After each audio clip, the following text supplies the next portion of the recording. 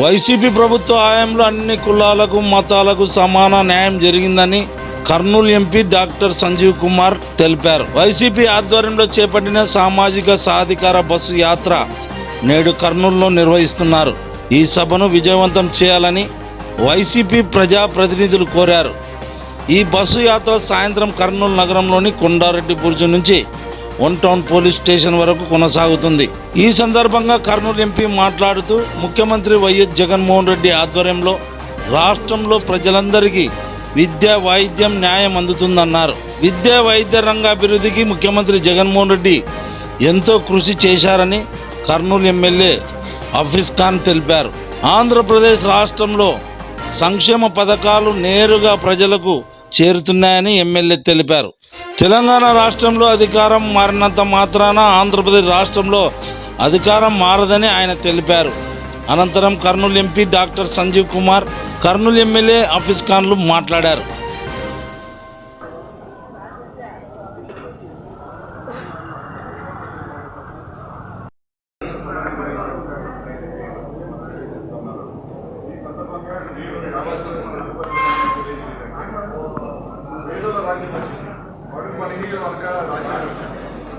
పేదవాడు ఆకలితో తలపడించి రోడ్డు వెంట తిరగాల్సిన అవసరం లేదు.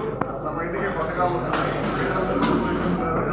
గారి ఆధ్వర్యంలో సామాజిక బస్సు యాత్ర జరుగుతూ ఉంది. సామాజిక సాధికార బస్సు యాత్ర ఈరోజు వన్ టౌన్ స్టేషన్ ఎదురుగా సుమారు 10,000 మందితో సభ నిర్వహించే అవకాశాలు ఉన్నాయని చెప్పి మాకు తెలియజేస్తూ ఉన్నారు.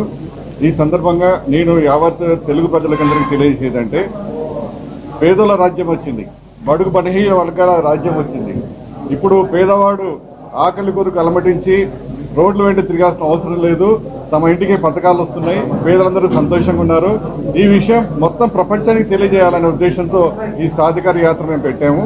ఈ సాధికార యాత్రలో మేము తెలియజేసేది ఏంటంటే, ఈ యాత్ర ద్వారా అయ్యా ఇన్నాళ్ళు మీరు రాజ్యం వేశారు, మేము ఆ పథకాలు ఇచ్చాం, ఈ పథకాలు ఇచ్చామంటున్నారు. ఈ శాచురేషన్ మోడ్లో ప్రతి పేదవాడికి కూడా ఇంటికి వెళ్ళి పథకాలు అందించిన వ్యవస్థ ప్రపంచంలో ఎక్కడ లేదు. ఇది ఒక ఆదర్శనీయమైన గ్రామ స్వరాజ్యం తీసుకొచ్చి జగనన్న గారు మాలాంటి బడుగు బలహీన వర్గాల వారికి అందరికీ కూడా రాజ్యాధికారం ఇస్తూగానే అట్లాగే 1,75,000 కోట్ల రూపాయల నగదు పంపిణీ చేశారు. ప్రపంచ మేధావులందరూ కూడా, నోబెల్ గ్రహీతలు కూడా చెప్తున్నది ఏంటంటే, ఏ సమాజమైనా బాగుపడాలంటే మీరు పథకాల ద్వారా, అంటే నేరుగా డబ్బు డైరెక్ట్ బెనిఫిట్ ట్రాన్స్ఫర్ చేయండి, అప్పుడు ఈ సమాజం బాగుంటుందని చెప్పి చాలా మంది రంగరాజన్ లాంటి వాళ్ళు కానీ, అమర్త సేన్ లాంటి వాళ్ళు కానీ, పెద్ద పెద్ద నోబెల్ గ్రహీతలు కూడా చెప్తున్నారు. అదే మన వైఎస్ జగన్మోహన్ రెడ్డి గారు, గౌరవ ముఖ్యమంత్రి గారు పాటించి ఈరోజు ఒక పేదల రాజ్యం తీసుకొచ్చారని మేము గర్వంగా చెప్పుకోగలుగుతున్నాము. పదవులు ఉండొచ్చు, ఉండకపోవచ్చు, కానీ ఈ పేదల రాజ్యం ఇట్లాగే కొనసాగాలి. పేదలు ఇదే విధంగా సంతోషంగా జీవించాలి. ప్రతి ఒక్కరికి కూడా ఏ రాజ్యానికైనా కావాల్సింది ముఖ్యంగా 3 విషయాలు, అంటే రాజ్య బాధ్యతలు, రాజ్య ధర్మాలు ఏమయ్యా అంటే విద్య, వైద్యం, న్యాయం. జగనన్న గారు ఈ 3 కూడా మాకు ప్రొవైడ్ చేస్తూ ఉన్నారు. ప్రతి ఇంటికి కూడా ఇంట్లో ప్రతి ఒక్కరు చదువుకోవాలా, ఇంగ్లీష్ చదువుకోవాలని చెప్పి బైలాంగ్వేజ్ టెక్స్ట్ బుక్ అంటే ఒక పక్క తెలుగు, ఒక పక్క ఇంగ్లీష్ ఉండే టెక్స్ట్ బుక్ ప్రపంచంలో ఎక్కడ లేదు. అటువంటి వ్యవస్థను జగనన్న తీసుకొచ్చి ప్రతి ఇంట్లో కూడా, పేదవాడి ఇంట్లో కూడా ఇంగ్లీష్ మాట్లాడే విద్యార్థి ఉండాలని చెప్పి, తర్వాత ప్రతి స్కూల్ కూడా ఒక కార్పొరేట్ స్థాయిలో స్కూల్ని ఆయన అభివృద్ధి చేశారు నాడు నేడు కార్యక్రమంలో. ఇలాగా విద్య, వైద్యం సుమారు 1,300 రోగాలకు ఉచిత వైద్యం జరుగుతూ ఉంది ఆరోగ్యశ్రీలో. అదేవిధంగా న్యాయం జరుగుతుంది మనకందరికి కూడా. ప్రతి కులం కూడా, సుమారు మనకు 170 కులాలు ఉన్నాయి ఆంధ్రప్రదేశ్లో. ప్రతి కులం కూడా వెతికి ఆ కులంలో ఉన్న ఒక మేధావిని తీసుకొచ్చి ఆయనకు రాజకీయ అధికారం ఇచ్చేసి, మీ సమస్యలు మీరే తీర్చుకోండి, చట్టసభల్లో మీరే గొంతెత్తి వినిపించండి అనేటువంటి గొప్ప అవకాశం ఇచ్చిన మహామేధావి, మంచి మనసున్న మానవుడు, మానవత్వ పరిణితి, మంచి జనహృదయ నేత గౌరవ ముఖ్యమంత్రి వైఎస్ జగన్మోహన్ రెడ్డి గారు ఇలాగే 10 కాలాల పాటు మాకందరికి అండగా ఉంటూ మా వాళ్ళు, మా పేదల కొరకు ఆయన ఇట్లాగే మంచి పరిపాలన అందించాలని చెప్పి మేము భగవంతుని ప్రార్థిస్తున్నాము. జగన్మోహన్ రెడ్డి గారి సూచనల మేరకు ఈ 4 సంవత్సరాలు 9 నెలల్లో జరిగిన సాధికారత గురించి చెప్పుకోవడానికి, అలాగే సంబరాలు జరుపుకోవడానికి మాకు ఈ అవకాశం ఇచ్చినందుకు ధన్యవాదాలు తెలుపుకుంటున్నాం. ఎందుకంటే గత ప్రభుత్వంతో మీరు పోల్చుకుంటే అప్పుడు సచివాలయాలు లేవు, వాలంటీర్ వ్యవస్థ లేదు, విద్యలో ఒక విధానం లేదు, ఆ రోజు అమ్మఒడి అనే ఒక పథకం లేదు, లిటరసీ రేట్ పెంచడానికి, నాడు నేడులో స్కూల్స్ అభ్యున్నతి కోసం ఎలాంటి ఆలోచన లేదు. ఎందుకంటే ఈరోజు 38 వేల స్కూల్స్ని జగన్మోహన్ రెడ్డి గారు ఈరోజు నాడు నేడులో తీర్చిదిద్దడం జరిగింది. ఇంగ్లీష్ మీడియం అనే మీడియంని తీసుకుని వచ్చి ఈ బీద వర్గాలకు వాళ్ళకు విద్యకు దగ్గర చేయడం జరిగింది. ఇలాంటి ఆలోచనలు ఎప్పుడు చంద్రబాబు నాయుడు గారికి రాలేదు. ఈరోజు చూసుకుంటే బైజూస్ యాప్ గురించి కానీ ట్యాబ్స్ గురించి కానీ చాలా హీనంగా మాట్లాడడం జరుగుతుంది.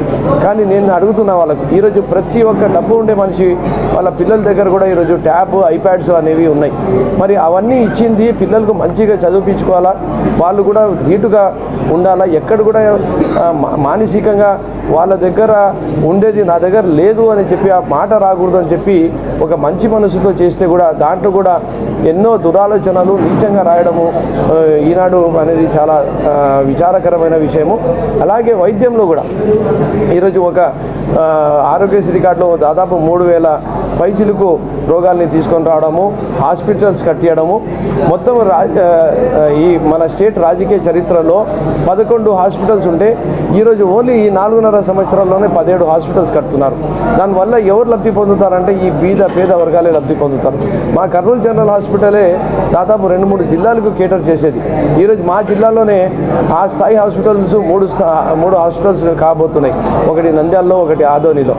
ఒకవైపు సంక్షేమము, ఒకవైపు అభివృద్ధి చేసుకుంటూ కర్నూలు నియోజకవర్గంలో కూడా దాదాపు 2,000 కోట్ల రూపాయలతో 1,000 కోట్ల రూపాయలతో సంక్షేమ పథకాలు, 1,000 కోట్ల రూపాయలతో అభివృద్ధి చేసుకుంటూ ప్రజలకు ఒక మంచి పరిపాలన, విపక్షాలేని పరిపాలన, ప్రతి ఒక్కరికి మేలు చేసే పరిపాలన గౌరవ ముఖ్యమంత్రి వర్యులు శ్రీ వైఎస్ జగన్మోహన్ రెడ్డి గారు ఇచ్చుకుంటూ సామాజికంగా, ఆర్థికంగా ఈ బీద వర్గాలకు అందరికీ కూడా ఒక ఉన్నత స్థానంలో వాళ్ళకు పెట్టాలని చెప్పి ఒక మంచి ఆలోచనతో ఒక మంచి ప్రభుత్వం అందిస్తున్న గౌరవ ముఖ్యమంత్రి గారికి కర్నూలు ప్రజల తరపు నుంచి ధన్యవాదాలు తెలుపుకుంటూ, మరొకసారి రాజకీయంగా కూడా చూసుకుంటే ఈరోజు 70-80% లోకల్ బాడీస్లో ఉండని, మంత్రి మండలిలో ఉండని, ప్రతి చోట కూడా వాళ్ళకందరికీ ఎస్సీ, ఎస్టీ, బీసీ మైనార్టీలకు కూడా రాజ్యాధికారం కూడా ఇచ్చి ఎప్పుడు లేని విధంగా వాళ్ళకు రాజ్యాధికారం ఇవ్వడం జరిగిందంటే అది జగన్మోహన్ రెడ్డి గారి హయాంలోనే జరిగింది. కాబట్టి ఈరోజు ఈ బీద వర్గాలు అందరూ కూడా సామాజికంగా, ఆర్థికంగా, రాజకీయంగా లబ్ధి పొందినారు.